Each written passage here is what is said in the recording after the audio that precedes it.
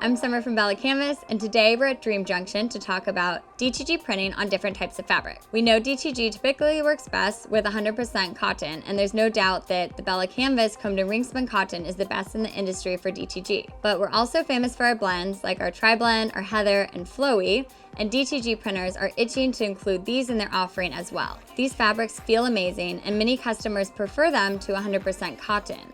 So today we're going to get some insider tips from Dream Junction on DTG printing on BELLA+CANVAS blends. So we're here at Dream Junction with Blair, one of the owners and CEO.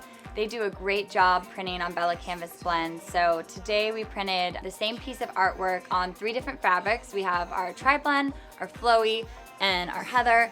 We're gonna get into the details on how these were printed, but first I just wanted to talk to you and see what are the trends in the industry in terms of the type of garment being requested. I would say people definitely don't want to be limited with just their standard cotton tee. They're wanting more options as far as fabrics, cuts. We're competing and working alongside with silk screeners, so we need to be able to print everything that they can. So a lot of people are wanting a softer, lightweight garment. It's not, the cardboard feel is definitely out. These 3 are actually a really great representation of what we're seeing as a huge trend right now. So you mentioned to me earlier that you've spent over 4.5 years testing different garments to get them just right. What is that process like? You know, it's really interesting. Unlike silk screening, where you're getting a dry shirt, putting a plastisol ink on it and putting it in the dryer, our program is completely different. So you have a pre-treat level, which can be anywhere from 1% to 200% saturation. And then you have the ink level that has to be perfect with the amount of pre-treat. And then you have the dryer setting on top of that. As I was mentioning earlier, we have our print setting Bible where we went through and literally adjusted 1% of each at a time for the dryer to come up with the perfect settings. When you are starting to test a new shirt, how many shirts do you go through for that testing process? Hopefully we nail it right away, but if it's a completely new shirt, yeah, it could be 70, 80 shirts to get it perfect. Can you really pick up the difference when you have just 5% more pre-treatment on each garment? You can see the difference, and then you also can tell with the washability tests. When you buy machines and dryers and all that, they don't come with perfect settings, so it's really important to do a lot of R&D ahead of time. How do the BELLA+CANVAS blends perform compared to our 100% cotton? They actually print very similarly. So there are other companies where the synthetic material acts more like a plastic and will repel the pre-treat. But with the BELLA+CANVAS brand, it acts more like a cotton, so it will absorb the pre-treat. With all of our weaves, what we try to do is just make the smoothest printing surface possible, which I know is really important in DTG printing. I mean, we've seen printers like this is just as good as any print I've seen on a cotton t-shirt. And a lot of people don't even realize that you can kind of get those results on these blends. Absolutely. And I love with the BELLA+CANVAS shirts that even the Tri-Blend, it's completely smooth. So unlike silk screening where you're actually pushing down ink, which lays down the fibers, our ink is shot down, so it lays on top of the fabric. So if you have a real, fabric that kind of shows the fibers through more, it can really alter the print. What sort of ink do you use, and are there certain inks that you found work better than others? We will test anything that's on the market, we'll bring in, test it. And we've definitely found that the Kornit combination of pre-treat with a Kornit ink is 100% the best solution. Is all DTG ink water-based?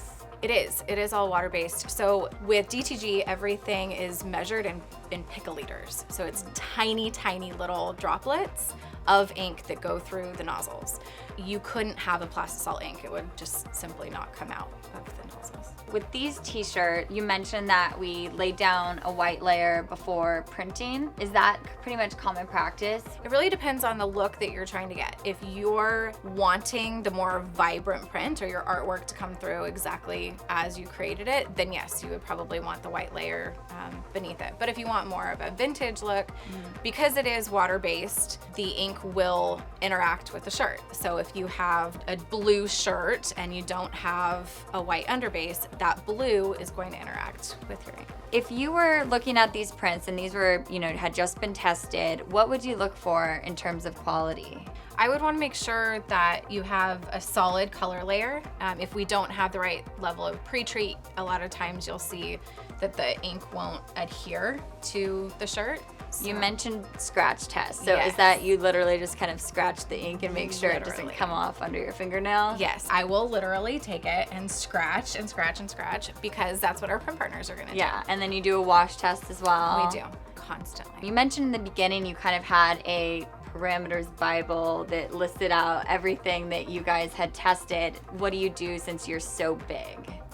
Everything's automated. Okay. So when we're doing 15,000 prints a day, we don't have time to, literally be looking at the tag to figure out the different material content and all that. So everything is automated in our system, wanded. We have like a little barcode system with a sticker. So when we wand in our system, it automatically talks to the Kornit and tells exactly the pre-treat levels, the exact saturation settings, everything that we need for that individual shirt. Our operators don't have time to make those kind of decisions. I'm excited to see how these were all printed. Do you mind kind of taking me down to the floor and showing me what you guys have got going down? Yeah, let's go. Okay.